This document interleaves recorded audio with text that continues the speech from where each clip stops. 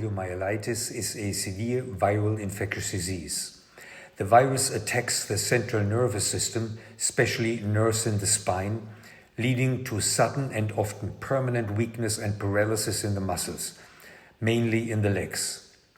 If the paralysis affects breathing muscles, polio may be fatal. Paralysis and pain sometimes may occur even years after polio was diagnosed, and this is called post-polio syndrome. Of the infected subjects, only about 1 out of 200 develop muscle paralysis. So, if one person is confirmed to suffer from polio, it means that there are already hundreds of people carrying and spreading the virus without knowing.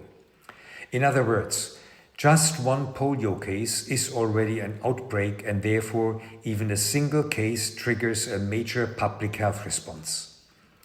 Poliovirus is spread mostly through contact with the stool of an infected person and sometimes through droplets from sneezing or coughing.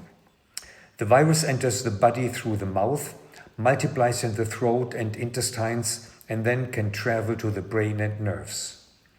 Decades ago, massive polio outbreaks were observed, but thanks to vaccines, polio is now very rare, if not eliminated, in most countries.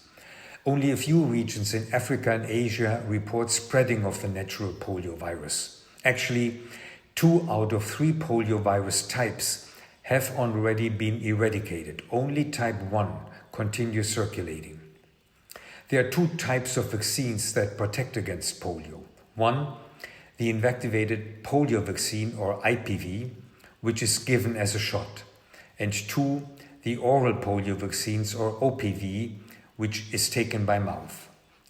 OPV is easier to use in large vaccination campaigns, but in extremely rare cases it can cause a form of polio called vaccine-derived polio.